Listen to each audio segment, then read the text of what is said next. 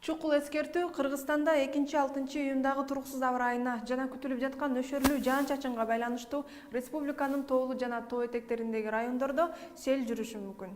Жана мындай климат Борбор Азиянын башка өлкөлөрүндө да күтүлөт. Аны мен Гүлүм Эркинбек кызы кененирээк айтып берем. Саламатсыздарбы? Кытайдагы этникалык кыргыздар отурукташкан Ак Суу жана Үрүмчү шаарларында аба ырайы туруктуу. Казакстанга Орусиядагы жаандуу циклондун таасири жетти. Эртең Астанада абанын температурасы Алматага салыштырмалуу төмөн болуп, жаан бир аз себелеп жаайт. Алматада болсо жаан жаашы күтүлүүдө. Өзбекстанда күн Фергана өрөөнүндө жаан чагылган менен коштолот. Ташкентте болсо чагылган түшөт, Нукус өрөөнүндө болсо асман ачык бойдон сакталат.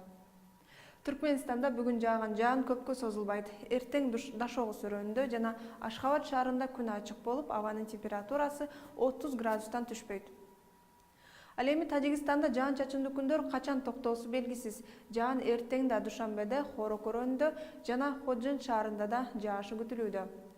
Кыргызстанда 3-4 июнда кээ бир райондордо өткүн өтүп, күн күңкүрөшү күтүлөт.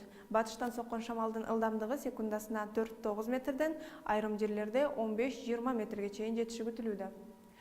Ошондуктан сак болуңуздар, жаан-чачынга байланыштуу тоолуу аймактарда сел жүрүшү күтүлүүдө. Анда кайрадан 11 каналынан көрүшкөнчө.